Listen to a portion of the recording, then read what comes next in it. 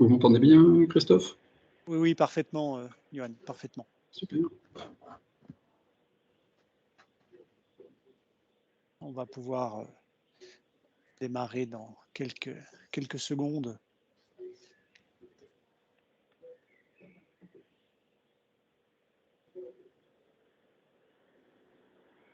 Voilà, écoutez, il est 11 h. Bonjour à toutes et à tous. Et merci de nous rejoindre sur ce webinaire consacré à la décarbonation. Alors, c'est un terme qu'on entend régulièrement aujourd'hui dans les conversations, dans les réunions et autres événements parlant du changement climatique, de l'énergie ou encore du développement durable. On trouve également des variantes, stratégie bas carbone, amélioration du bilan carbone, réduction de l'empreinte carbone. Mais finalement, sait-on exactement ce qui se cache derrière ces expressions? Sait-on réellement ce que ça implique? A-t-on idée des bonnes et des mauvaises raisons de faire de la décarbonation? Autant de questions auxquelles nous allons tenter de répondre ce matin. Pour ce faire, j'ai le plaisir d'accueillir Monsieur Johan de Salle. Johan est manager de transition énergétique. Je vais bien entendu le laisser se présenter comme il se doit dans quelques minutes. Mais avant, j'aimerais vous rappeler quelques consignes pour le bon déroulement de ce webinaire. Tout d'abord, merci d'éteindre vos micros et vos caméras pour préserver la bande passante. Et merci d'utiliser en priorité le fil de conversation pour poser vos questions. Je me ferai un plaisir de les relier à Johan au moment des questions-réponses. Par ailleurs, je me dois de vous informer que ce webinaire est enregistré et qu'il sera visionnable en replay. Donc sans plus attendre, je laisse la parole à Johan pour animer cette matinée et je vous dis à plus tard. Johan, c'est à vous. Merci, bonjour à tous. Merci de me donner l'occasion d'aborder ce sujet avec vous aujourd'hui. On va donc parler de stratégie bas carbone dans les entreprises et je vais essayer d'être le plus concret possible parce que le but du jeu n'est pas comment dire, d'énoncer de grandes idées, mais de voir concrètement comment est-ce que ça peut se mettre en œuvre. Mon exposé sera un peu teinté supply chain, transport, distribution de produits, parce que au sein de la politique de décarbonation d'une entreprise, moi, ma spécialité, c'est la supply chain. En général, chez les gens qui sont diplômés pour faire du bilan carbone et travailler sur les stratégies de décarbonation, on sait travailler un petit peu tous les sujets, mais on a tous quand même, on a tous fait quelque chose d'autre avant, en général. Et donc, certains vont être spécialisés dans l'isolation thermique en industrie, d'autres vont être spécialisés sur la production elle-même ou certains types de production. Moi, là où je suis le plus à l'aise, c'est sur toute la partie supply chain, puisque j'y ai passé 25 ans. Donc, mes exemples seront plus axés supply chain, parce que c'est là où j'ai le plus de vécu et le plus d'exemples à prendre. Mais on pourra, si vous avez des questions sur la production, on pourra les aborder et j'essaierai d'y répondre. Si je n'ai pas les réponses, je pourrais vous mettre en contact avec des gens qui sont plus pertinents sur ces sujets-là que moi. Alors, je vais partager mon écran.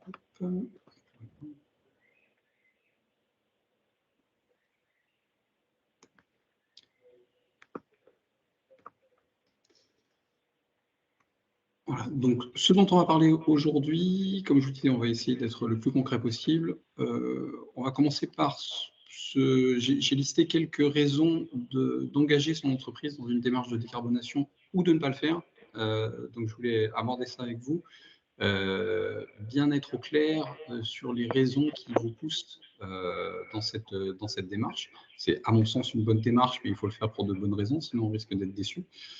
D'y avoir engagé du temps et de l'argent pour un résultat qui ne convient pas à ce que vous attendiez. Ensuite, comment faire là, je l'ai résumé en mesurer, réduire, compenser. Là, l'ordre est très important. On commence toujours par mesurer. Moi, j'avais il y a quelques années un contrôleur de gestion dans une entreprise que je gérais qui me disait toujours ce qui ne se mesure pas ne s'améliore pas. En carbone, c'est complètement vrai. Si vous ne mesurez pas, vous ne pouvez pas améliorer. La mesure est imparfaite, on va revenir dessus. Et améliorer, ça veut dire d'abord réduire. On va parler un peu de compensation carbone. J'essaierai de ne pas passer trop de temps là-dessus parce qu'en fait, c'est pas la bonne, c'est pas la solution numéro 1. J'allais dire, c'est pas la bonne solution. C'est en tout cas pas la solution numéro 1. Il faut d'abord réduire et après compenser. Je vous expliquerai, ce que c'est et en quoi ça consiste. Et puis ensuite, on fera quelques exemples de plans d'action pour que ce soit bien concret. J'ai sélectionné un exemple dans le BTP, un exemple dans une société de services et puis un exemple, chez un distributeur d'eau. Ça permettra d'être un peu plus concret. Voilà, j'ai fait mon bilan carbone. Qu'est-ce que je mets en place comme action, en fait? Comment je passe, du rapport, du consultant à des actions dans mon entreprise et donc des résultats.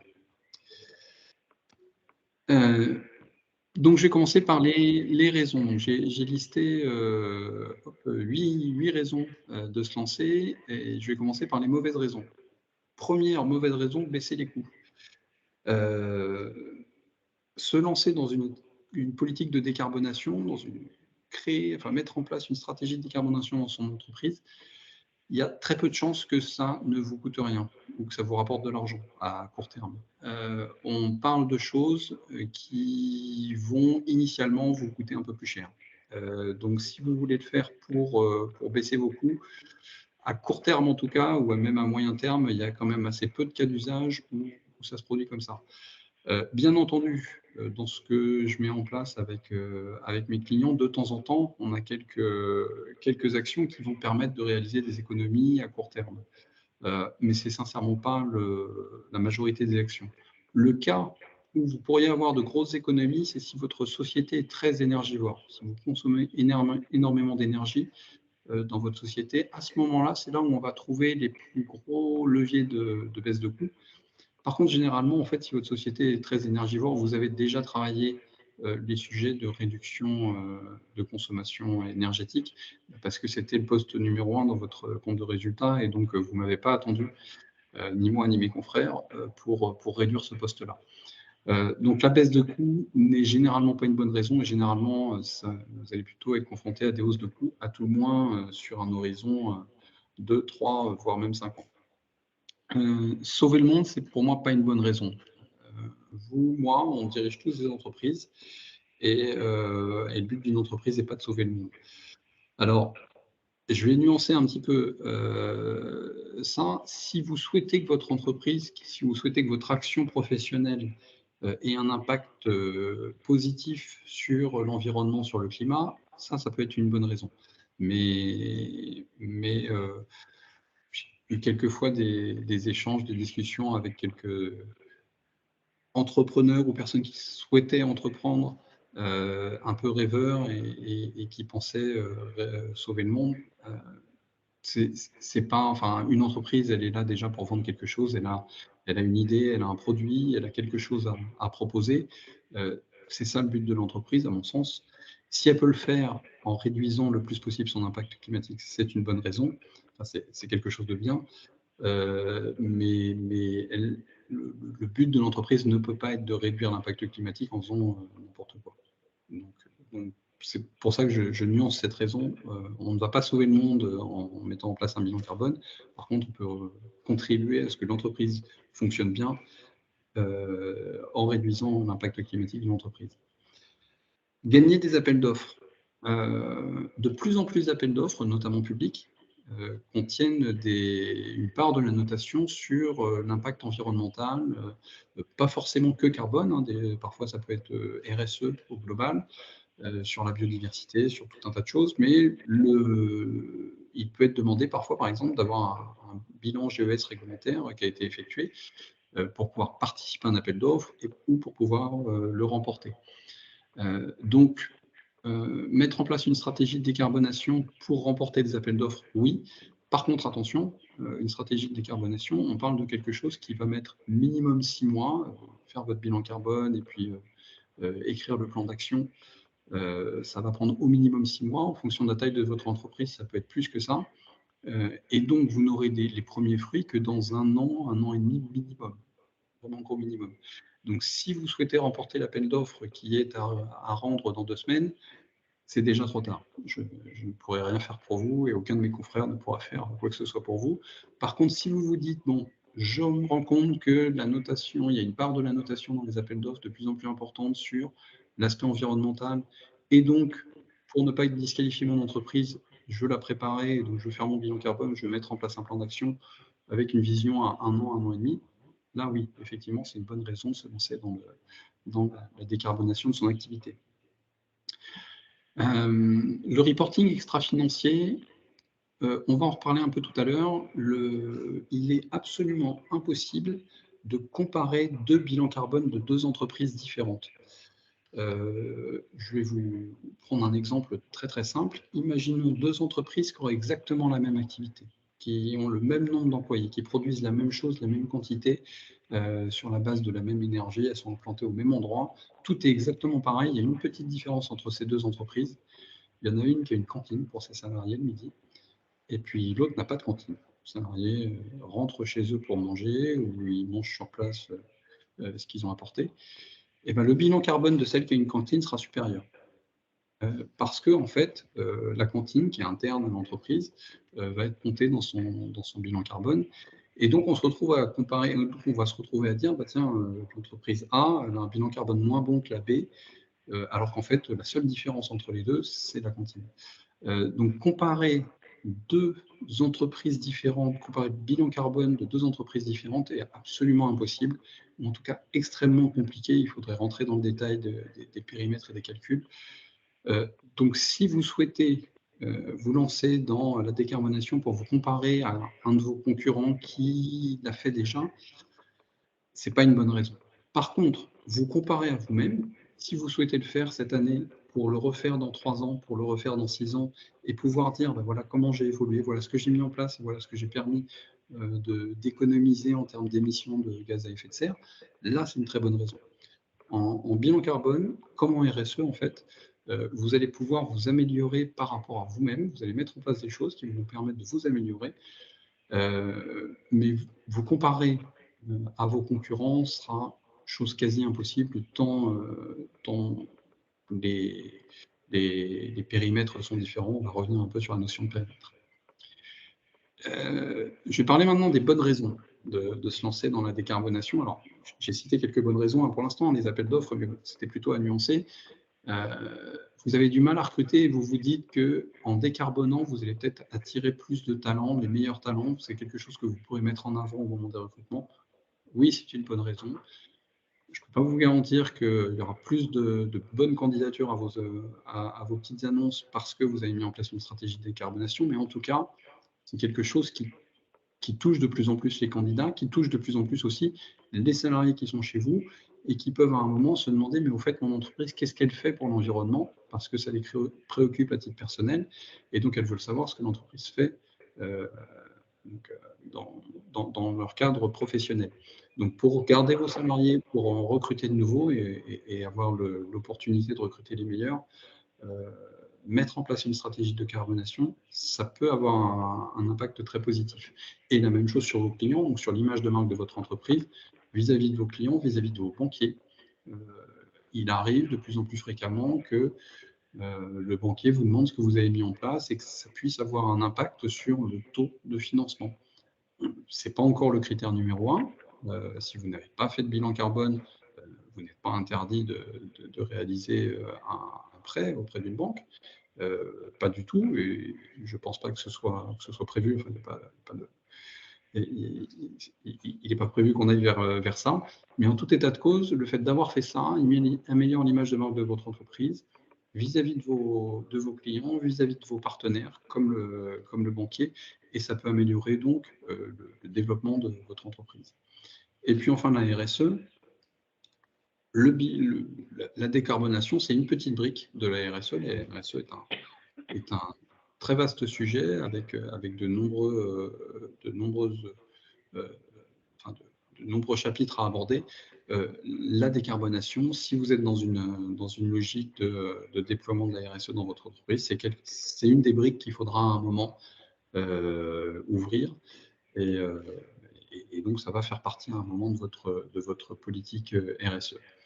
Et pour moi, ce qui est la meilleure raison, c'est renforcer ou enrichir son SWOT.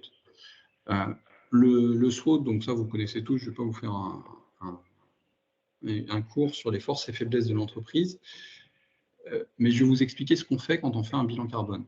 Quand on réalise son bilan carbone, on va s'intéresser à toutes les émissions de gaz à effet de serre de l'entreprise, de ses fournisseurs, de ses clients. Les émissions de gaz à effet de serre, en fait, c'est l'utilisation d'énergie fossile. Si vous utilisez quelque part dans votre process de l'électricité, du charbon, alors je vais mettre de côté l'électricité, excusez-moi. Si vous utilisez du charbon, du pétrole, du gaz, quelque part dans votre process, dans vos bureaux, pour chauffer du gaz pour chauffer les bureaux, du pétrole pour faire rouler des véhicules ou des bateaux. À ce moment-là, dans le bilan carbone, on va quantifier toutes ces utilisations. Et donc, s'il y a de l'électricité, je reviens à l'électricité, s'il y a de l'électricité, on va voir d'où vient cette électricité et quelle est la part de cette électricité qui provient d'énergie fossile ou qui a d'autres provenances moins carbonées. On va donc, dans le bilan carbone, s'intéresser à toute l'utilisation d'énergie fossile, encore une fois la vôtre, mais celle de vos fournisseurs, celle des produits que vous achetez, et puis celle de vos clients, parce que les clients ont besoin d'utiliser comme énergie fossile pour consommer vos services. Et on va chercher à réduire cette part. En quoi est-ce que ça enrichit votre faute? En fait, c'est des énergies fossiles. Moi, je ne vais pas vous dire quel sera le prix du baril l'année prochaine, dans 3 ans, dans 10 ans. J'en suis bien incapable. Par contre, ce que je peux vous dire, c'est que grosso modo, les énergies fossiles, il y en a quand même de moins en moins. En tout cas, il y en a une quantité limitée, on en consomme depuis quelques années. Alors, il y a 40 ans, on nous disait qu'il n'y aurait plus de pétrole dans 40 ans, puis aujourd'hui, on nous dit toujours la même chose. Mais n'empêche qu'à un moment, le stock de pétrole diminue, parce qu'il faut quand même quelques centaines de millions d'années pour le reconstituer. Et nous, on consomme en quelques années, enfin, quelques dizaines d'années. Donc, le stock de pétrole diminue. Donc, il y a une raréfaction de la matière première. Ça, c'est une première chose qu'on ne peut pas ni ignorer ni nier.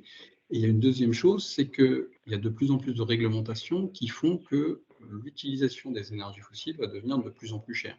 Je vais vous donner un exemple. J'imagine que vous achetez tous de temps en temps de l'essence ou du diesel dans une station-service. En tout cas, si vous ne le faites plus, vous l'avez fait à un moment. Il est écrit dans la loi qu'en 2030, quand vous achetez un litre d'essence ou un litre de diesel, vous avez des taxes.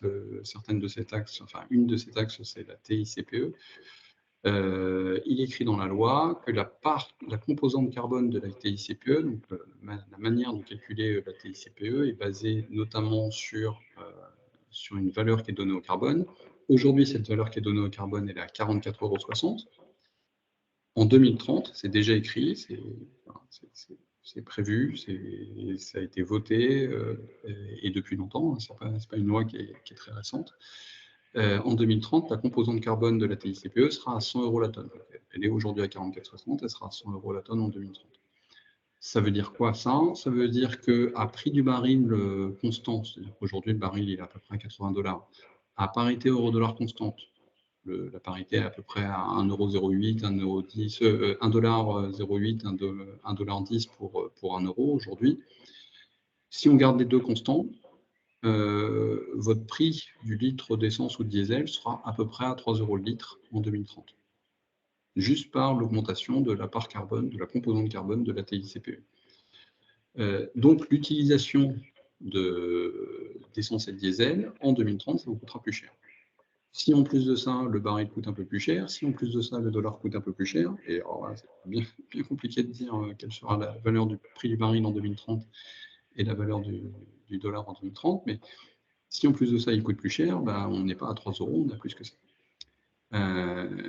Donc, en réalisant le bilan carbone, on va chercher à diminuer les émissions de gaz à effet de serre. Et pour diminuer les émissions de gaz à effet de serre, on diminue en fait la consommation d'énergie fossile. Et donc, si on diminue la consommation d'énergie fossile, on diminue le risque de votre entreprise face à une énergie dont le prix est petit 1 fluctuant, mais petit 2 surtout fluctuant vers la hausse, du fait de la réglementation et du fait de la raréfaction de l'énergie fossile. Donc c'est en ça que c'est pour moi la meilleure raison de mettre en place une stratégie de décarbonation dans une entreprise, c'est de se dire, je veux rendre mon entreprise résiliente, Je veux que mon entreprise s'affranchisse le plus possible. On ne va pas du jour au lendemain arrêter toutes les énergies fossiles, mais que petit à petit, et le plus possible, mon entreprise s'affranchisse des contraintes des énergies fossiles, des contraintes réglementaires, les hausses des taxes sur les énergies fossiles qui arrivent, qui sont déjà pour certaines inscrites dans la loi et pour d'autres qui arriveront, et puis les contraintes aussi sur la disponibilité de ces énergies.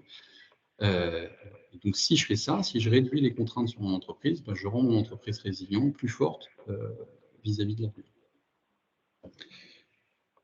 Une fois que j'ai choisi mes raisons, une fois que j'ai décidé quelles étaient les bonnes raisons pour moi de m'engager, comment est-ce que je fais pour m'engager? Je vous ai dit tout à l'heure, mesurer, réduire, compenser. Une des choses, alors certaines entreprises ont commencé par ça et certaines entreprises vont finir par ça. Moi, j'ai pas de religion là-dessus, je ne saurais pas vous conseiller parce que là, c'est de la communication et ce n'est plus de la stratégie carbone. Donc, une des premières choses, c'est l'engagement. Pour certaines entreprises, encore une fois, pour d'autres, c'est une des dernières choses. L'engagement, c'est d'annoncer à tout le monde, parce que si vous vous engagez, enfin, si vous engagez votre entreprise dans une stratégie, c'est bien de le dire quand même, encore une fois, pour les aspects d'image de marque employeur, dans les appels d'offres. Si vous le faites et que vous ne le dites pas, vous n'allez pas avoir la bonne note à laquelle vous pourriez prétendre. Donc, une des choses importantes, c'est l'engagement. Et dans un engagement, ça c'est quelque chose d'assez normé, il y a toujours trois choses. Un type d'engagement, un périmètre et une échéance. Là, je vous ai repris deux engagements différents, celui de Capgemini, celui de Microsoft. Capgemini, par exemple, s'engage à atteindre la neutralité carbone, ça c'est le type d'engagement, de ses opérations, ça c'est le périmètre, en 2025, ça c'est l'échéance. Il peut y avoir tout un tas de types d'engagement.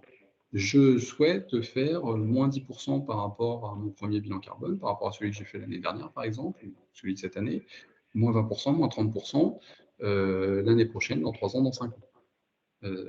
Et puis sur mes opérations, ou sur, on va venir après au périmètre, je vais détailler un peu plus sur le slide suivant, ou sur mon scope 3. Je vais vous expliquer donc juste après ce que sont les scopes 1, 2 et 3. Donc voilà, donc un type d'engagement, est-ce que je vise la neutralité carbone? Est-ce que je vise moins 20% par rapport au bilan carbone que j'ai fait l'année prochaine? De quoi? De ce que je fais moi, de ce que je fais moi plus ce que font mes clients avec mes produits, de ce que je fais moi plus ce que font mes clients plus ce que font mes fournisseurs. Voilà. Quel est le périmètre que je veux prendre en compte dans mon calcul et puis à quelle échéance je souhaite arriver à cet engagement. Souvent, très souvent, et vous le voyez, c'est le cas de Capgemini, c'est le cas de Microsoft, souvent il y a plusieurs échéances dans un engagement. Microsoft, par exemple, dit qu'en 2030, ils seront carbone négatifs, c'est-à-dire qu'ils vont capturer, ils vont séquestrer plus de carbone qu'ils ne vont en émettre, et qu'en 2050, le fait d'avoir été carbone négatif pendant 20 ans, ils auront retiré virtuellement de l'environnement tout le CO2 qu'ils ont émis depuis 1975 par leurs émissions directes et aussi par toute la consommation électrique de tous les produits qu'ils ont fabriqués. Donc, par exemple, toutes les Xbox, alors, je ne suis pas un pro de Microsoft, je ne connais pas tous les produits, mais je sais qu'ils ont fabriqué la Xbox, ils ont fabriqué des téléphones aussi, je crois, chez Microsoft. Et bien, la consommation électrique des Xbox, des téléphones et sans doute de plein d'autres produits que Microsoft a fait, elle sera... Donc, Microsoft va calculer la consommation électrique de tous leurs produits depuis 1975. Ils vont transformer cette consommation électrique en émissions de CO2 en fonction de si c'est une consommation électrique en Suède, en Pologne, en Espagne. Ce pas du tout les mêmes émissions de CO2. Et puis, donc une fois que c'est transformé en émissions de CO2, ils vont séquestrer du carbone à hauteur de ce qu'ils ont calculé donc, depuis 1975. Donc voilà, donc un engagement que vous allez pouvoir prendre. Alors parfois la direction décide de faire l'engagement au début, de dire voilà ce qu'on souhaite faire. Et puis parfois on va faire le bilan carbone, on va mettre en place, on va écrire le plan d'action, on va se rendre compte de ce qu'on est capable de faire avec le budget qu'on y alloue. Et puis à ce moment-là, on écrira l'engagement. Il y a les deux dans les entreprises, parfois une volonté managériale forte et puis ensuite le plan d'action suit. D'autres fois, on va commencer par les actions concrètes et donc l'engagement va suivre. il n'y a, à mon sens, pas de bonne ou de mauvaise manière de faire, de placer cet engagement. L'important, c'est d'avoir un engagement qui est ferme et puis de s'y tenir par un plan d'action. Là, je vais vous parler donc périmètre. Donc la petite case du milieu, le scope, le périmètre. Je ne vais pas rentrer dans le détail technique du périmètre. Beaucoup vous parleront là des scopes 1, 2, 3. C'est en fait vraiment du verbiage spécifique au métier et c'est souvent assez peu intéressant pour un opérationnel. Ce qu'il faut juste en savoir, c'est qu'il y a deux choses. Il y a un bilan carbone qui s'appelle le bilan GES réglementaire. C'est le scope 1, le scope 2, et c'est une obligation légale. Alors, j'ai plus en tête, là, aujourd'hui, j'aurais dû réviser. Pardon, j'ai plus en tête le nombre de salariés qu'il faut pour rentrer dans cette obligation réglementaire. Je ne sais plus si c'est 250 ou 500, mais en tout cas, ça concerne un très grand nombre d'entreprises aujourd'hui. Scope 1, c'est tout ce que vous faites au sein de l'entreprise. Tout ce qui est réalisé au sein de l'entreprise, ça, c'est ce qu'on appelle le scope 1. Le scope 2, c'est toutes les énergies que vous achetez.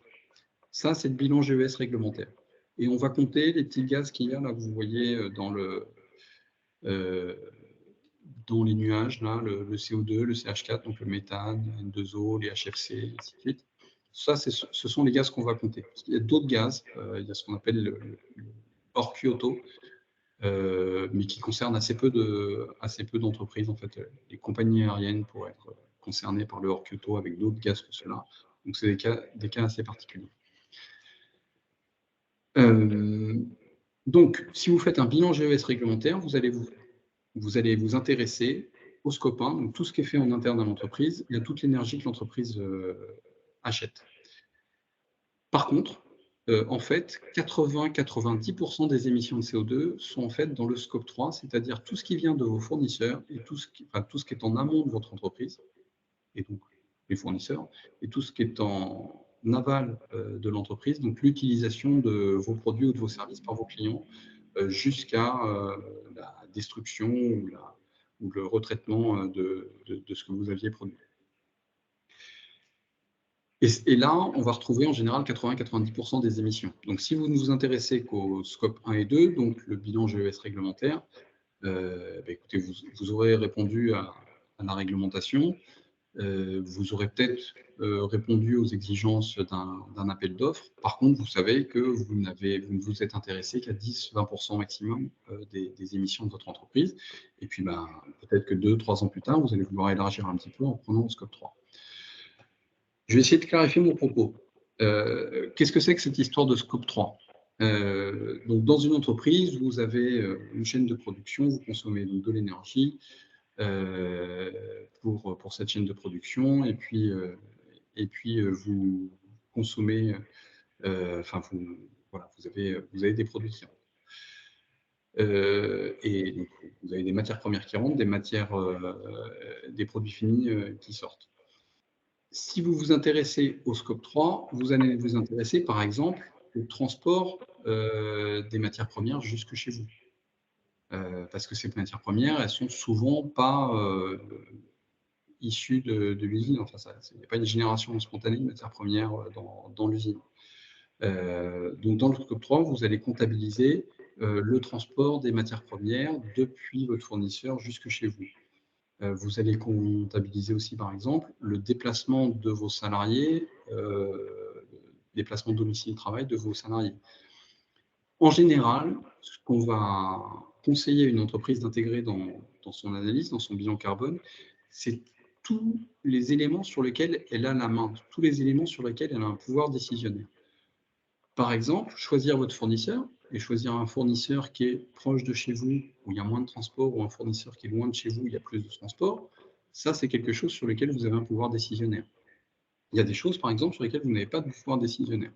On va prendre l'exemple d'une usine qui fabrique des jouets pour enfants, et par exemple des poupées. Je fabrique des poupées, et ma poupée, elle parle, et donc, pour qu'elle parle, il y a des piles à l'intérieur. Je vais avoir quand je vais designer ma poupée, je vais avoir la possibilité de choisir quel type de pile je vais mettre à l'intérieur. Est-ce que je mets des piles ou est-ce que je mets un système de recharge, par exemple, avec le mouvement, comme ça peut exister dans certaines montres. Quand on bouge la poupée, à ce moment-là, ça va recharger une batterie. Et donc, sans mettre de pile, ça va pouvoir alimenter tout de même tout le mécanisme pour qu'elle parle. Ça, je vais avoir un pouvoir décisionnaire là-dessus. Et donc, prendre en compte les piles que vont utiliser mes clients sur la durée de vie de la poupée, ça fait sens parce que c'est pas moi qui vais acheter ces piles, mais c'est moi qui vais initier le mouvement, qu'il va y avoir des piles ou non dedans. Ça va être des piles LR6 ou LR03, et que la consommation électrique de ma poupée va être plus ou moins élevée, et puis que la durée de vie de ma poupée va être aussi plus ou moins élevée en fonction de la qualité que j'ai. Donc, les décisions que je prends sur le design de ma poupée vont avoir un impact sur l'utilisation de la poupée et donc sur la quantité de piles qui vont être utilisées dans la vie de la poupée. Par contre, la manière dont les clients vont se rendre au magasin pour acheter ma poupée, là, j'ai absolument pas de pouvoir décisionnaire. Enfin, en général, les gens ne vont pas aller au magasin juste pour acheter, que ce soit un magasin de jouets ou un magasin, une grande surface traditionnelle. Ils ne vont pas y aller juste pour acheter ma poupée, ou en tout cas, moi, j'ai très peu d'impact sur le fait de dire à mes clients, bah, quand vous allez acheter ma poupée, prenez plutôt un vélo qu'une voiture, prenez plutôt le bus, ça sera moins émetteur en CO2. Donc là, j'ai très peu de pouvoir décisionnaire sur la manière dont mes clients vont se rendre au magasin. Donc pour ça, je ne vais pas inclure le déplacement des clients vers les magasins. Je vais prendre un exemple extrême. Il y a des choses où on se déplace exprès pour acheter la chose. Si vous achetez une voiture, par exemple, bah souvent, vous n'y allez que pour ça, quoi. Il est rare qu'on aille chez le concessionnaire pour acheter une voiture et 1 kilo de carottes. Donc là, pour le coup, le fait de placer mes concessions dans des endroits, alors c'est vrai que ce serait quand même très étonnant d'inciter les gens qui viennent acheter une voiture à venir en bus. Mais pour autant, comment je vais placer ma concession, et ben, ça va avoir un impact sur comment est-ce que les gens vont se rendre dans mes locaux. Là, en l'occurrence, quand vous vendez des jouets, c'est souvent pas vous qui gérez le magasin où c'est vendu, donc c'est pas vous qui choisissez où y positionner et c'est pas vous qui pouvez influencer le client sur la manière dont se rend dans le magasin. Voilà. Donc j'espère que j'ai été clair, mais dans le bilan carbone, on va en général conseiller au client d'intégrer tout ce sur quoi il a un pouvoir décisionnaire. Où se trouve mon fournisseur? Est-ce qu'il y a beaucoup de transport ou pas? Où se trouvent mes salariés? Est-ce que je les incite à venir en transport en commun, en vélo, par une politique de plan de mobilité employeur, par une négociation avec la communauté d'agglomération pour qu'il y ait un arrêt de bus à côté de chez moi ou une piste cyclable qui vienne jusqu'à l'entreprise ou dans la zone industrielle? Tout ça, je peux le faire. Et puis tout ce que je peux pas faire, tout ce qui est pas dans mon contrôle, ben, là, en général, on va conseiller aux clients de ne pas le compter. Un bilan carbone, ça ressemble à ça. Je voulais vous en montrer un, juste pour dédramatiser. Vous avez tous un compte de résultat en entreprise, vous le sortez pour certains tous les mois, pour d'autres tous les 3 mois, 6 mois, 1 an. Mais dans tous les cas, vous êtes habitué à avoir des tableaux avec des familles de dépenses. Vous avez la classe 6, la classe 7 sur vos produits, vos charges. Et puis des sous-familles, à l'intérieur des produits, en général, votre compte de résultat, les 2 premières lignes, c'est la production vendue et puis le négoce, donc les produits que vous avez achetés et revendus en l'état. En général, tous les comptes de résultat commencent comme ça. Et ben, un bilan carbone, ça sera la même chose. Alors, on ne parle pas de la production vendue, ainsi de suite, ce n'est pas les mêmes termes, mais en tout cas, il y a des familles, scope 1, scope 2, scope 3. Dans les familles, il y a des sous-familles. Par exemple, le transport, les matières premières, ainsi de suite. Et puis, vous regardez l'évolution. La différence, c'est que ce n'est pas des euros, c'est des tonnes de CO2. Mais quand vous serez face à votre premier bilan carbone, celui de votre entreprise, vous ne serez pas du tout dépaysé. Et ce qui vous intéressera surtout, c'est l'évolution d'une année sur l'autre. La première année, c'est toujours assez compliqué de savoir si on fait bien ou pas. On va travailler un plan d'action et puis pas forcément refaire un bilan carbone tous les ans, mais 3 ans après, quand vous faites le deuxième bilan carbone, vous voyez le fruit du plan d'action et là, vous voyez si vous êtes amélioré ou pas. Je vais faire un tout petit aparté. J'ai oublié de vous dire, donc, tout en haut, je vous ai mis donc, le CO2, le méthane et ainsi de suite, les différents gaz. dans un bilan carbone comme dans un compte de résultat. Dans un compte de résultat, quand vous avez plusieurs monnaies, si votre entreprise elle est présente en France et en Pologne, vous allez avoir des euros et des zlotys. À ce moment-là, en général, vous allez transformer les zlotys en euros, ou les euros en zlotys, si vous êtes une société polonaise, pour pouvoir lire de manière plus simple votre compte de résultat. Un bilan carbone, c'est la même chose. Si vous émettez du CO2 et du CH4, du méthane, lié au cycle de carbone du méthane, on va tout transformer en CO2. C'est un calcul qui s'appelle le PRG. Donc il y a des règles communes. On va multiplier par 28 à peu près le CH4 pour le multiplier en CO2. Et le PRG, ça veut dire le pouvoir de réchauffement global. En fait, plus un gaz va être réchauffant, plus son PRG va être élevé, donc le multiple va être élevé. La base commune, c'est le CO2. Donc on va tout transformer en CO2. Donc quand vous aurez un bilan carbone, vous n'aurez pas, alors vous pouvez l'avoir, on peut calculer le détail, certains clients le demandent, mais en général, vous n'aurez pas les 6 gaz dont je viens de parler juste avant, vous aurez juste un CO2 qu'on appelle le CO2 EC ou CO2 équivalent. Donc tout est transformé en CO2, même si à la base vous aviez mis du méthane ou des HFC. Les HFC, c'est les gaz frigorigènes, si certains d'entre vous ont des... Enfin, ils connaissent forcément, si vous travaillez sur des climatisations, des choses comme ça. Donc, une fois que vous avez reçu votre bilan carbone, vous avez reçu ce tableau-là, quelque chose qui est important et qui fait partie intégrante du bilan carbone, c'est le plan d'action. Un professionnel du bilan carbone sérieux ne va jamais vous délivrer le tableau sans vous délivrer derrière un plan d'action. Ça fait vraiment partie de la méthode bilan carbone, de vous accompagner dans le plan d'action. Donc, pour le plan d'action, on va faire comme vous faites exactement comme vous faites quand vous recevez votre compte de résultat. Vous allez hiérarchiser. Les lignes à 10 € et les lignes à 1 million d'euros, vous passez un peu moins de temps sur les lignes à 10 €. Peut-être que vous pourriez passer la ligne de 10 € à 1 € divisé par 10, mais n'empêche que ce n'est pas celle qui va vous préoccuper le plus. Par contre, si celle de 1 million d'euros, vous pouvez la diviser par, enfin, vous pouvez faire 3% d'économie, c'est que 3%, mais ça compte quand même beaucoup plus. Donc, on va commencer par hiérarchiser, recenser toutes les solutions existantes, et puis après, mettre en place des solutions. Là, je vais passer vite là-dessus. Et c'est là où je vais commencer à vous parler camion et supply chain. Imaginons donc que vous êtes une société qui produit quelque chose, vous vendez des marchandises que vous avez produit vous-même, que vous avez acheté en négoce, et vous les distribuez. Que vous les distribuiez avec vos propres camions ou avec vos transporteurs, c'est exactement la même chose, la même démarche.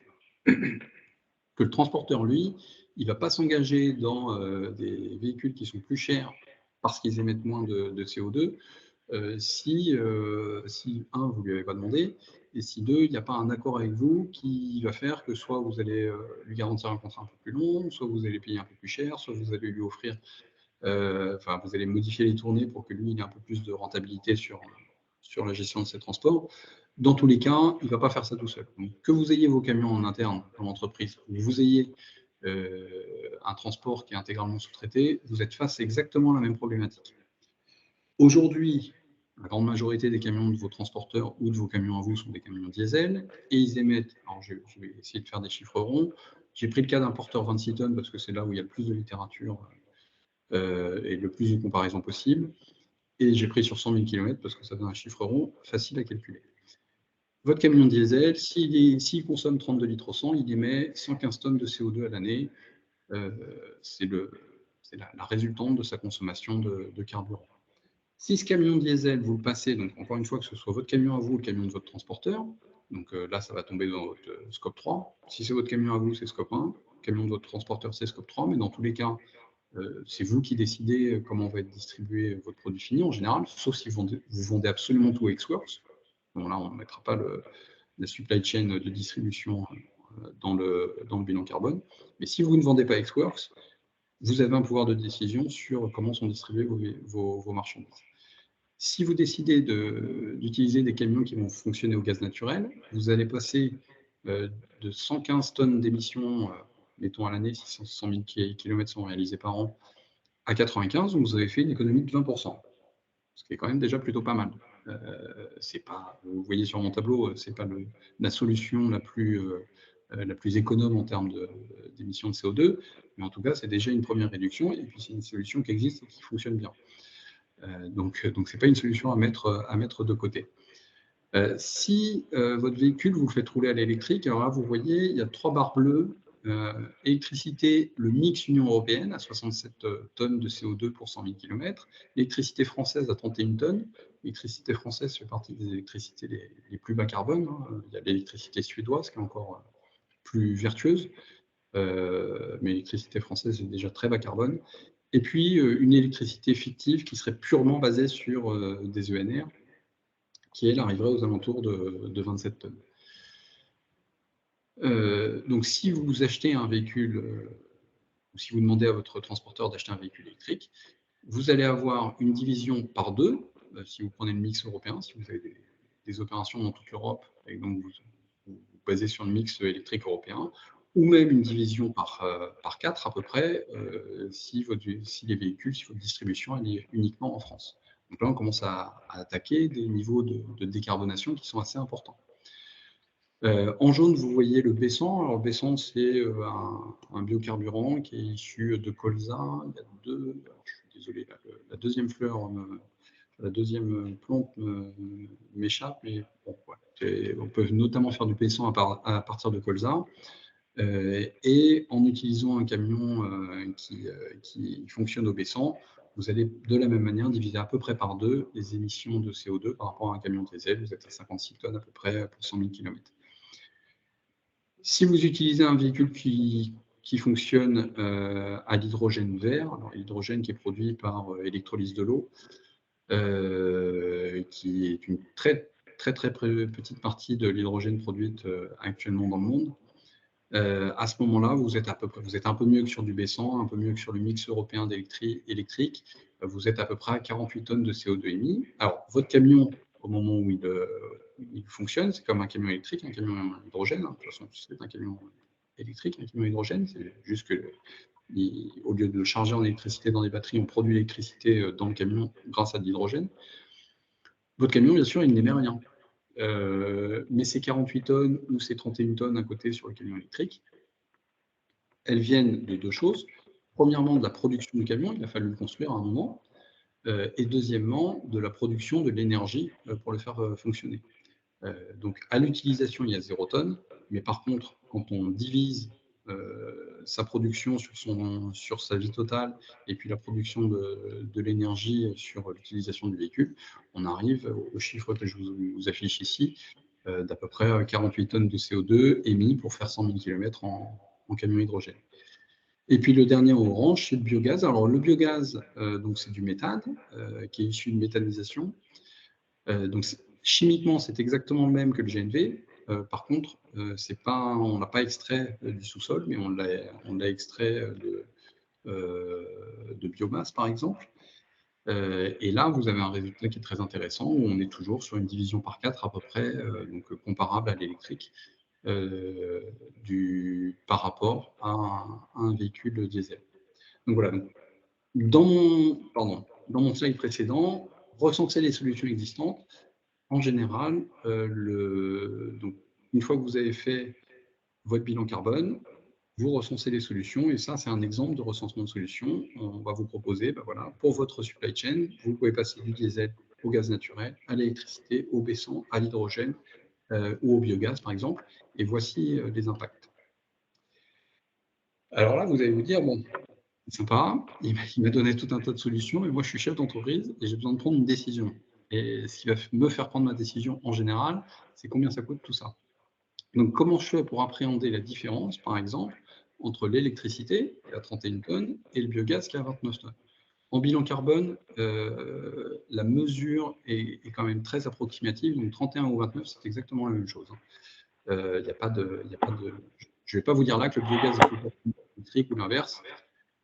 C'est la même chose parce qu'on n'est pas sur des mesures, enfin, vous comprenez bien qu'on ne mesure pas les molécules de CO2 qui s'échappent à l'unité. On est sur de l'à peu près. Donc là, je vous propose 2 solutions qui ont l'air à peu près identiques en termes de performance carbone. Par contre, vous, ce qui va vous intéresser aussi, c'est quelle est la performance économique de ces solutions. Là, je vais vous proposer 3 manières de prendre votre décision. Alors, c'est des solutions qui... J'avais lu une étude qui disait que 1 300 entreprises en France, c'est quand même assez peu, utilisent une de ces 3 méthodes. Je vous ai mis quelques exemples, c'est en général plutôt les grandes entreprises, mais pas seulement. La première méthode, Implicit Carbon Price, en fait, vous allez accepter de payer un peu plus cher pour quelque chose qui sera un peu moins émetteur. Vous allez pouvoir fixer ce un peu plus cher en euros ou en pourcents. Vous dites, bon, bah, si c'est moins émetteur de 10%, j'accepte de payer 10% plus cher. Je dis n'importe quoi, c'est pour l'exemple, mais vous allez fixer une politique comme ça dans votre entreprise en disant, voilà, si la solution, je reviens là, si la solution permet entre le diesel et le GNV de gagner 20%, à ce moment-là, je vais accepter de payer mon transport par des camions GNV 10% plus cher. Et donc, vous comparez vos offres en disant, ben, d'un point de vue carbone, je fais une économie de 20%, d'un point de vue économique, enfin, d'un point de vue tarifaire, j'ai un surcoût que je limite à 10%. Si l'offre de mon fournisseur elle est supérieure à 10%, je ne prends pas. Si elle est inférieure à 10% de plus, ben, à ce moment-là, j'y vais. Ça, c'est la première solution. Deuxième solution, vous allez fixer un prix au carbone. Je reviens sur mon exemple. Mon transporteur me propose tel prix, j'ai fait mon budget sur la distribution. Je vais calculer, donc là j'ai le coût réel, enfin le coût estimé ou projeté de mes transports, et je vais fixer un coût au carbone. Donc je sais par exemple que mon transporteur va faire 100 000 km à l'année. Je vais dire que la tonne de CO2, je la fixe à 44,60 € par exemple. Pourquoi pas si je me fixe le même seuil que la composante carbone de la TICPE dont je vous parlais tout à l'heure, où je mets 100 €. Beaucoup d'entreprises choisissent les 100 € la tonne pour leur calcul, ou je mets quelque chose entre les deux, ce que je souhaite mettre. Et puis, je dis, bon, ben voilà, si je suis au diesel, j'ai mon coût de transport et je vais ajouter un coût fictif de CO2 de 115 € la tonne multiplié par 115 tonnes, pardon, 115 tonnes de CO2 qui seront émises dans l'année, multiplié par les 100 € la tonne. J'ai mon coût de transport avec le véhicule GNV qui sera peut-être un peu plus élevé, et je vais mettre 95 tonnes de CO2. Donc, fictivement, j'ajoute 95 tonnes de CO2 multiplié par 100 € la tonne, et je vois quelle est, à ce moment-là, l'offre la plus intéressante. Est-ce que l'économie de CO2, encore une fois, tout ça est très fictif, hein, parce que cet argent, je vais le donner à personne, est-ce que l'économie de CO2 compense le surcoût de la solution qu'on m'a proposée? Donc ça s'appelle le shadow price. On va fixer un prix au carbone, un prix à la tonne de carbone, librement, et c'est quelque chose qu'on va pouvoir faire pour valoriser, pour comparer deux solutions entre elles. Et puis enfin, alors ça c'est dans les très grands groupes uniquement, la carbone tax ou carbone fee, c'est le shadow price, sauf que c'est la holding d'un grand groupe qui va le décréter, qui va faire le bilan carbone tous les ans de toutes ces sociétés et qui aura dit, donc comme pour le shadow price, je vous mets la tonne de CO2 à 50 €. Et là, quand vous êtes un responsable de business unit dans un grand groupe, cet argent, il est plus fictif, il ne vous sert pas juste à prendre une décision. À la fin de l'année, la holding vous dit, bon, bah, cette année, tu as émis 10 000 tonnes de CO2 à 50 € la tonne, tu me dois 500 000. Et là, l'argent, il sort de votre BU pour aller dans la holding. Alors, il sort pas du groupe, il ne sort pas de l'entreprise, mais il sort de la BU. Donc, quand vous êtes un directeur de business unit dans un grand groupe, eh ben, vous allez chercher à ce que l'argent reste dans votre BU à vous, parce que ce qui remonte à la holding, ça ne vous intéresse pas trop. En tout cas, vous n'êtes pas intéressé sur ces résultats-là. Et donc, vous allez travailler sur la réduction de vos émissions pour réduire la taxe que vous payez à la holding. Ça, c'est une solution qui existe dans certains grands groupes. Là, on va parler, parce que je vois que le temps passe aussi, j'ai été un petit peu long par rapport au temps qu'on s'était consacré. On va parler très rapidement crédit carbone. Je vous ai dit tout à l'heure mesurer, on en a parlé, on fait le périmètre et puis on calcule toutes les émissions de CO2, CH4, HFC, ainsi de suite. Réduire, donc on trouve des solutions et on évalue ces solutions et on les met en place dans un plan d'action. Compenser, je choisis d'acheter des crédits carbone, c'est-à-dire de financer des projets de séquestration. Ce qui sera très important, c'est qu'il y a une additionnalité des projets, c'est-à-dire que ce que vous allez financer, ça va véritablement servir à séquestrer du carbone qui n'aurait pas été séquestré autrement.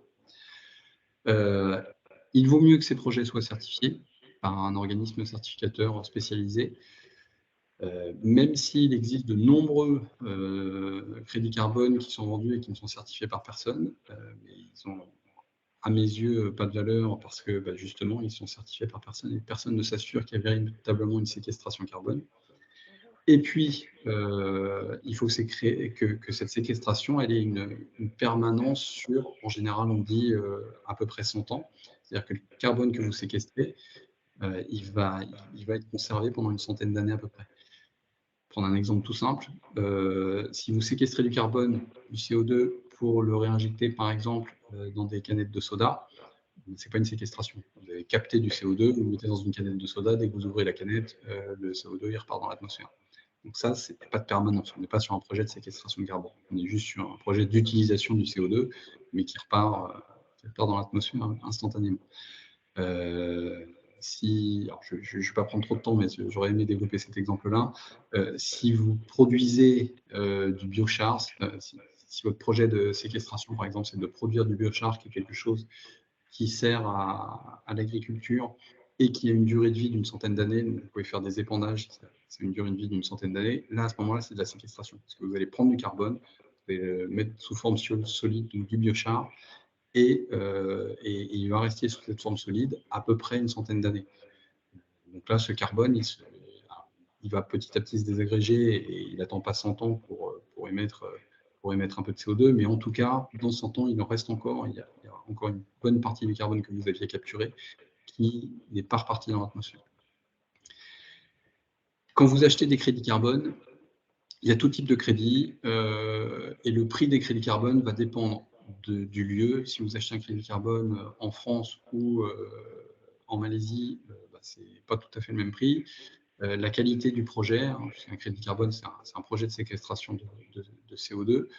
La qualité du projet va changer aussi son prix. L'organisme certificateur qui certifie le crédit carbone, déjà, est-ce qu'il y a quelqu'un, et puis ensuite, quelle est la qualité du certificateur? Ça, c'est très important. C'est exactement la même chose que votre commissaire aux comptes. Enfin, la qualité de votre commissaire aux comptes fait aussi la qualité des comptes de votre entreprise.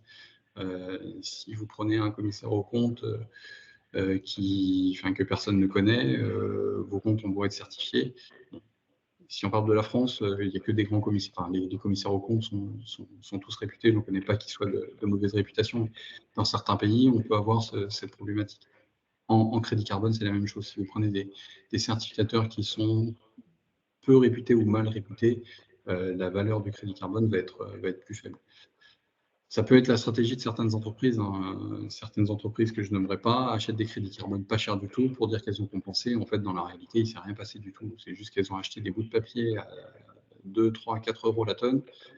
Et puis elles disent, voilà, moi maintenant je suis devenu carbone neutre parce que j'ai émis 100 tonnes, j'ai acheté 100 tonnes de crédit carbone.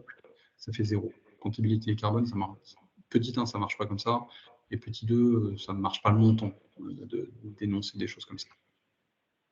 Bon, j'ai accéléré un petit peu, excusez-moi, mais c'est parce que je voulais venir aux 3 exemples, parce que c'est, encore une fois, c'est concret et ça me paraît être intéressant pour vous. Voilà, donc vous avez fait votre bilan carbone, votre consultant est avec vous dans la dernière phase, c'est-à-dire la phase d'écriture du plan d'action. Il ne va pas la faire tout seul, hein, l'écriture du plan d'action. Il va le faire avec vous parce que c'est quand même vous qui connaissez le mieux le métier. Mais je vais simuler un peu ce qui va se passer dans cette dernière phase, dans ce dernier rendez-vous avec ces derniers rendez-vous, parce que des fois il y en a plusieurs, avec le consultant sur voilà, qu'est-ce que je fais maintenant qu'on a mesuré. Par exemple, une société de BTP. Les postes d'émission, ici, je les ai mis sous forme d'histogramme pour que ce soit parlant, c'est l'acier et le ciment qui est utilisé pour construire des maisons, par exemple. C'est les engins de chantier et puis les camions. C'est les 3 plus gros postes. Déjà, on a dit tout à l'heure, en hiérarchie, on va s'intéresser aux plus gros postes. Les immobilisations, là, à 200, peut-être qu'on se traitera ça dans 10 ans, mais aujourd'hui, ce n'est pas la priorité. Acier et ciment, qu'est-ce que je vais pouvoir faire? Par exemple, je vais pouvoir vendre des maisons en bois au lieu de vendre des maisons en acier et en ciment. Ça peut être une stratégie, on peut développer une nouvelle filiale de maisons en bois. Par contre, ce que va vous dire assez rapidement aussi votre consultant, c'est qu'il n'y aura pas assez de bois. Si vous et tous vos concurrents vous mettez à faire que des maisons en bois, il n'y a pas assez de bois en France pour ne faire que des maisons en bois. Donc, ça ne peut pas être l'alpha et l'oméga de votre politique. Vous ne pouvez pas vous dire, bah, c'est 257 000 tonnes de carbone que je vois là, je les enlève parce que je ne vais faire que des maisons en bois. Alors ça fonctionnera s'il n'y a que vous, mais si tout le monde fait la même chose, bah, à un moment, il n'y aura plus de bois. Enfin, il n'y en aura en tout cas pas assez pour les besoins de la construction. Donc ça peut être une partie de la stratégie. Une autre partie de la stratégie peut être comment est-ce que j'utilise le ciment dans le béton. Est-ce que je peux améliorer mes process pour utiliser moins de ciment dans mon béton sans mettre à mal mes constructions en garantissant toujours la qualité de mes constructions. Est-ce que j'ai besoin d'autant de ciment dans le béton au rez-de-chaussée et au dernier étage, par exemple, au deuxième étage de la maison, si c'est une maison. Ça peut faire partie des réflexions que vous allez avoir, et c'est là où le consultant carbone, lui, il ne va pas être suffisamment qualifié pour pas lui prendre la décision, c'est à vous, c'est votre entreprise, mais par contre, il va interroger, ou vous allez interroger votre R&D, vos ingénieurs, vos techniciens, pour émettre des idées, pour dire, voilà, est-ce qu'on peut faire ça comme ça? Est-ce qu'on peut faire un test? Est-ce que c'est quelque chose qu'on peut développer? Et donc, vous allez peut-être consommer moins de ciment dans le béton, et ça va vous permettre de réduire vos émissions de CO2. Les engins, vous pouvez acheter des engins, un peu le même exemple que mes camions que j'ai développé tout à l'heure. Vous pouvez acheter des engins avec des énergies différentes qui vont vous faire émettre moins de CO2. Vous allez pouvoir travailler aussi sur le nombre d'engins, donc le taux d'utilisation des engins. Est-ce qu'en ayant moins d'engins, je vous ai dit tout à l'heure, quand on va prendre les émissions d'un véhicule, on ne va pas prendre seulement les émissions sorties du pot d'échappement quand on l'utilise, mais on va prendre aussi les émissions qui sont liées au fait d'avoir des véhicules, des engins. Peut-être qu'en utilisant mieux les engins, en répartissant mieux les engins et les camions, vous allez en avoir moins, et donc vous allez pouvoir émettre moins de CO2 sur la partie juste production ou achat d'engins. Donc on va passer comme ça du bilan carbone à un plan d'action. Voilà, je vérifiais juste que je n'avais rien oublié sur cet exemple-là. Voilà. Si on prend le cas là d'un distributeur d'eau, donc quelqu'un qui a des tuyaux qui courent un peu partout sur une commune, une agglomération, avec de l'eau qui passe dedans, là, les postes les plus importants, ce seront le remplacement des tuyaux, le remplacement des pompes qui font circuler l'eau, l'électricité qui alimente ces pompes, et puis toute la partie carburant du génie civil, donc tous les travaux qui sont réalisés. Alors, fausse bonne idée, j'arrête de remplacer les tuyaux, il y a des fuites partout. Déjà, ma qualité de service va se dégrader, donc c'est pas le but. Ensuite, s'il y a des fuites, mes pompes elles vont tourner 3 fois plus vite, mon électricité va augmenter. Donc, en fait, ce que j'aurais gagné à ne pas remplacer mes tuyaux, je vais perdre en électricité. Donc ça fait partie des idées qu'on va éliminer tout de suite. Par contre, je peux travailler avec mon service achat sur le fait de trouver des tuyaux dont les matériaux sont moins émetteurs au moment de leur production de gaz à effet de serre. Je peux travailler aussi avec mon service achat pour trouver des pompes qui vont consommer moins d'électricité, qui me permettre de réduire la partie électricité, ou des pompes que je vais changer moins souvent. Je vais peut-être les acheter un peu plus cher au début, mais ça va me permettre de les changer moins souvent, et donc d'amortir plus les émissions carbone liées à la production de ces pompes. Donc j'ai là, par exemple, dans cet exemple-là, je vais sans doute beaucoup faire travailler mon service achat en leur donnant un nouveau critère, en plus du critère coût, un critère émission de CO2 de ce qu'on achète. Sur la partie génie civil, alors toujours la même chose, peut-être que ma pelleteuse elle peut fonctionner au B100 plutôt que de fonctionner au diesel, elle va émettre un peu moins, mais je peux peut-être aussi faire un partenariat avec les autres entreprises de la même agglomération qui vont avoir besoin de faire des tranchées, en se disant on va planifier nos travaux en même temps, et il n'y en a pas un qui passe cette année pour la fibre, et puis moi je passe l'année prochaine pour le tuyau d'eau, et puis il y en a encore un autre qui passe l'année d'après pour refaire une tranchée, pour, je ne sais pas, l'électricité ou autre chose à l'intérieur. On peut-être coordonner pour faire la tranchée qu'une seule fois, et réaliser les travaux en une seule fois. Et à ce moment-là, je vais diminuer mes coûts de génie civil, parce qu'on va se les partager avec, par exemple, celui qui installe la fibre. Je vais diminuer aussi mes émissions, parce qu'on va se partager aussi les émissions avec celui qui installe la fibre. La pelleteuse, elle va en tourner une fois pour nous deux, donc on va se diviser en deux les émissions de la pelleteuse. Donc de la même manière, on a un bilan carbone et on construit avec les équipes un plan d'action avec des actions qui sont concrètes sur, voilà, le service achat va travailler là-dessus, le service travaux euh, va travailler un partenariat, par exemple, avec l'installation de la fibre ou l'électricité ou autre chose. Ici, c'est l'exemple d'une banque, mais ça pourrait être l'exemple de toute société de service. Dans une société de service, en général, ce qu'on va trouver comme poste numéro 1, c'est le chauffage des bâtiments, et comme poste numéro 2, c'est le déplacement des salariés, soit pour venir au travail, soit pour aller d'un site à un autre dans l'entreprise, pour aller faire des visites clients, fournisseurs, ainsi de suite. C'est généralement les deux plus gros postes qu'on trouve dans les sociétés de services.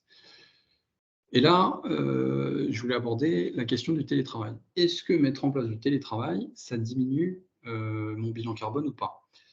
Eh bien, ça dépend. Ça dépend de 3 critères, en fait. Le premier critère, c'est si j'ai 10 000 m² de bureau, que je mets les gens en télétravail et que j'ai toujours 10 000 m² de bureau, bah, mon chauffage ne va pas baisser beaucoup, hein.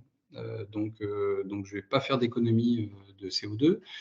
Et au contraire, mes salariés, eux, peut-être qu'ils réglaient la température différemment le matin, le soir et puis la journée. Peut-être qu'ils avaient mis la journée quelques degrés en moins chez eux pour payer un peu moins de chauffage. Et du coup, si les jours où ils restent chez eux, ils vont remettre la température un peu plus élevée pour ne pas avoir trop froid. Et donc, au global, on n'aura rien économisé. Donc, si je mets en place une politique de télétravail, il faut que je réduise mes mètres carrés. Sinon, il n'y a pas d'intérêt. Deuxième chose, il faut aussi que les déplacements de mes salariés soient réduits. C'est-à-dire que si quelqu'un faisait 50 km pour venir au travail et que le jour où il est en télétravail, il fait toujours 50 km parce que, par exemple, il déposait son fils ou sa fille à l'école à 25 km, et donc de toute façon, tous les matins, il faut quand même qu'il prenne la voiture pour aller déposer son fils ou sa fille à l'école, et il fait les mêmes 50 km le matin et le soir, et ben là, il y a eu zéro économie. Donc, l'économie, elle est possible si je réduis mes mètres carrés, si ça me permet aussi de réduire le kilométrage réalisé par mes salariés. Si ces deux conditions sont réunies, le télétravail, ça me permet de baisser mon bilan carbone. Si les conditions ne sont pas réunies, ça ne va pas avoir d'impact, ou au pire, ça va avoir un impact défavorable sur mon bilan carbone. Ensuite, sur les déplacements de mes salariés, pour les déplacements domicile-travail, je vais pouvoir mettre en place un plan de mobilité employeur, c'est-à-dire mettre en place une animation, une promotion des autres possibilités de se rendre à l'entreprise que la voiture. Ça peut être le vélo, ça peut être les transports en commun, ça peut être le covoiturage, c'est toujours de la voiture, mais on a moins de voitures qui viennent à l'entreprise. Et je vais pouvoir faire ça par de l'animation, par mettre en place des choses. Le covoiturage peut être proposé. Il y a des sociétés qui proposent du covoiturage en entreprise, donc spécifique à votre entreprise ou à votre zone d'activité, si vous êtes dans une zone industrielle. Vous allez pouvoir travailler avec l'agglomération pour, par exemple, la piste cyclable, pour la desserte de transports en commun. Vous allez pouvoir aussi peut-être harmoniser les horaires avec l'usine à côté pour que les transports en commun, voilà, si vos ouvriers commencent à 7h et que le bus il arrive à 7h15, ben, ils ne prendront pas le bus. Si vous pouvez commencer à 7h20, à ce moment-là, ils pourront prendre le bus. Et si l'entreprise d'à côté, elle aussi, elle commence à 7h, peut-être que l'accumulation de toutes les entreprises de la zone d'activité va faire que le bus il va peut-être passer à 6h55 plutôt que de passer à 7h15. Donc ça fait partie des choses qu'on va travailler dans un plan de mobilité employeur. Et puis la politique aussi de déplacement. Est-ce que si mon entreprise est basée par exemple à Strasbourg et qu'il faut aller à Paris, est-ce que alors je ne sais pas s'il y a un avion Strasbourg-Paris très sincèrement. Est-ce qu'on peut prendre l'avion ou pas? Est-ce que j'ai émis des règles dans mon entreprise pour dire voilà, si c'est possible de le faire en 2 heures de train, en 3 heures de train, à ce moment-là on privilégie le train. Si on le fait en voiture, il faut être temps dans la voiture, mais en tout cas on ne prend pas la voiture tout seul pour faire un Strasbourg-Marseille ou des choses comme ça, qui sont des politiques en même temps de réduction des émissions de CO2, mais aussi des politiques de sécurité parfois. Ça va se rejoindre dans les entreprises. J'ai beaucoup parlé, je suis désolé, mais je vais vous laisser le temps maintenant pour les questions s'il y en a.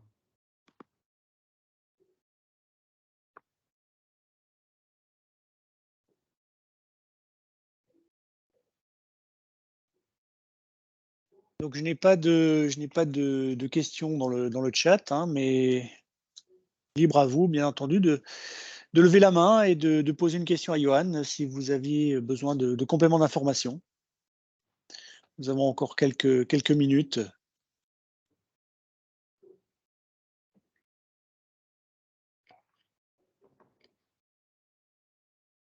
A priori, votre présentation, Johan, était Très clair. très très claire, avec une richesse d'exemples. Je vous en remercie. Comme il n'y a pas Euh, beaucoup de participants, est-ce qu'on peut demander rapidement aux participants quel est leur secteur d'activité pour, si jamais j'ai un exemple spécifique à leur secteur d'activité, ça pourrait être parlant pour l'un ou l'une. Oui, pardon, Christophe de la société Carmel, est-ce que vous partagerez votre présentation? Sans problème, sans souci. Oui. Ok. Donc, je peux peut-être commencer. Donc, moi, je suis responsable achat chez Carmel, société. On fabrique de la fibre métaramide en fait. Donc, c'est de la fibre qui est utilisée pour la réalisation de vêtements type pompier, industrie, qui va résister à la chaleur, au feu et aux arcs électriques. D'accord. Ok. Bon, alors là, je suis désolé, c'est vraiment très spécifique, j'ai pas d'exemple C'est à très vous. spécifique, mais on est en plein dans la démarche. D'ailleurs, on vient de mandater une société pour faire un bilan carbone, etc., etc. D'accord, donc vous allez vivre toutes les étapes Ouais. dont j'ai parlé. La définition du périmètre, qui est souvent une des premières étapes, on va vous demander où vous voulez vous arrêter de compter. Et puis, après, on va vous demander beaucoup de chiffres pour compter, parce qu'en fait, le consultant va vous demander des notions d'énergie, combien d'électricité vous avez consommé, combien de gaz, s'il y a du gaz dans votre process, combien de kilomètres ont réalisé les salariés. Donc, il y a tout un tas de données que vous allez devoir fournir, et puis il va compiler tout ça et il va revenir avec vous pour écrire les plans d'action. Ouais. Je vois qu'il y a quelqu'un d'autre dans l'industrie, transformation de... Ah, j'ai perdu le... Ah, c'est là, pardon, excuse-moi. Transformation de polymères pour l'automobile, l'aéronautique et le nucléaire, donc aussi dans l'industrie. Alors, moi, comme je vous l'ai dit au début, je ne suis pas un spécialiste de l'industrie, mais en général, dans l'industrie, on va trouver de belles opportunités de décarbonation qui, si votre industrie est énergivore, vont vous permettre de réaliser un peu d'économie. J'ai un de mes confrères qui est spécialisé, lui, dans l'isolation thermique des process industriels. Et en fait, moins vous perdez, mais ça, vous connaissez beaucoup mieux que moi, j'imagine, moins vous perdez de chaleur, moins vous allez en consommer. Et donc, en même temps, ça va vous permettre d'en acheter moins et d'émettre moins de CO2 parce que vous avez moins acheté, moins consommé d'énergie.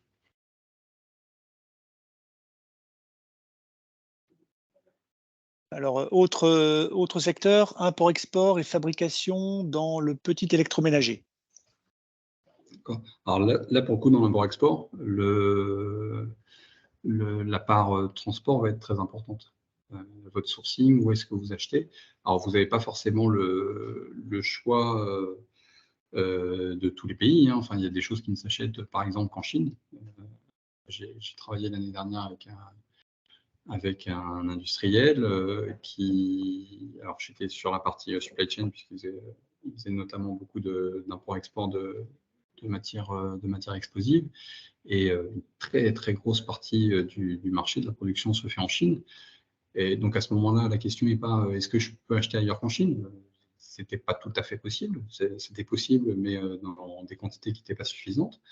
Mais là, la question était comment est-ce que je fais, en l'occurrence, pour réduire les émissions de mon transport, et donc comment est-ce que je choisis les transporteurs maritimes, les bateaux qui vont émettre moins de CO2, qui vont me permettre d'atteindre mes objectifs. Parce que bon, on ne peut pas non plus tout relocaliser en France. Des fois, c'est tout simplement pas possible. Mais donc, on va travailler à comment choisir. Et sur le transport maritime, pour le coup, c'est pas facile. Les transporteurs maritimes communiquent beaucoup sur des projets, des cargos avec des voiles, des choses comme ça. On en voit dans la presse. Par contre, après, quand vous leur demandez donnez-moi les émissions du bateau, en l'occurrence, qui va transporter mes produits, c'est plus compliqué. L'information existe, elle est disponible, mais c'est pas intuitif. C'est pas une information qui est mise à disposition très facilement. C'est les choses sur lesquelles on peut travailler. Alors peut-être un mot, Johan, sur les aides. Qu'est-ce qui est mobilisable pour engager son entreprise? Oui, alors, effectivement, c'est vrai que c'était quelque chose quand on avait initialement prévu de faire une journée complète et on avait prévu de passer 1 heure sur les aides. Alors, une première chose, un bilan carbone, la BPI accompagne les entreprises dans leur bilan carbone. Donc, elle prend en charge une partie. Alors, il y a des conditions, bien entendu, je ne connais pas tout ça par cœur, mais la BPI va vous accompagner sur déjà le simple fait de payer le bilan carbone. Je crois que c'est 50% à peu près du bilan carbone qu'elle va prendre en compte.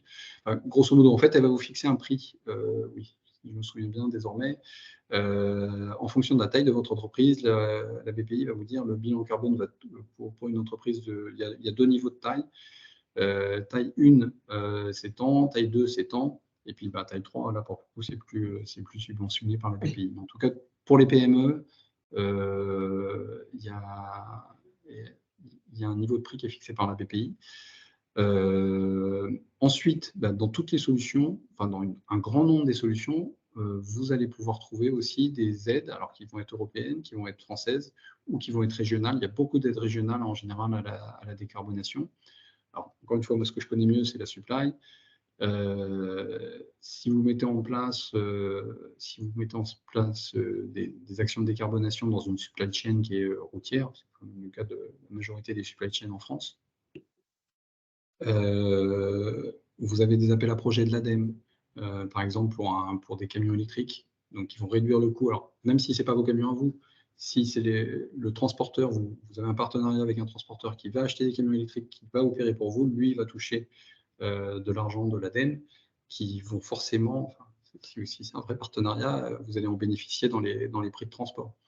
Donc, vous avez beaucoup d'appels à projets de l'ADEME sur l'aspect décarbonation. Vous allez avoir aussi beaucoup d'aides régionales. Les régions, et notamment la région Grand Est, sont très actives dans ce domaine-là. Et là encore, la personne qui va vous accompagner c'est généralement pas dans la prestation de base, mais en général, elle va pouvoir vous aider à identifier des solutions de financement qui peuvent représenter jusqu'à 50% du surcoût en général. Alors, en Allemagne, ils ont une politique un petit peu différente où ils peuvent compenser même encore plus que ça. Mais en général, l'ordre de grandeur, c'est qu'en France, vous allez réussir à faire financer entre les aides de l'ADEME, de la France, enfin de l'État et de la région, vous allez pouvoir faire financer 50-60% du surcoût en général.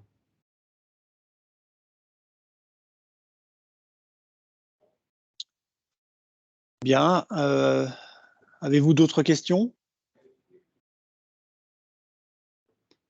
Merci à tous en tout cas. N'hésitez pas à revenir vers Christophe si vous avez des besoins spécifiques, à revenir vers moi si vous avez envie qu'on échange plus avant sur votre société. Et puis n'hésitez pas à continuer à vous former, à vous acculturer à la question de la décarbonation, parce que même si vous ne prenez pas la décision tout de suite pour votre entreprise, en tout cas, c'est important de savoir ce qui se fait et d'avoir ça dans un coin de la tête, parce qu'à un moment, vos clients, vos salariés ou vous-même allez vous le demander. Donc, c'est bien de se former sur ces questions-là. Merci Johan. Alors effectivement, on espère avoir répondu à vos attentes, en sachant qu'un sujet aussi vaste que celui-ci ne peut bien entendu pas se traiter en 1 heure, hein. Donc le lien vers le replay vous sera envoyé dans un second temps. Dans tous les cas, comme le disait Johan, on reste à votre disposition si vous avez besoin de compléments d'informations sur ce qui vous a été présenté ce matin. Dans cette attente, je vous souhaite une excellente journée et je vous invite à consulter régulièrement l'agenda des événements de la CCI qui est actualisé toutes les semaines. Donc je vous dis au revoir et à très vite. Merci. Merci à vous, au revoir. Au revoir, merci.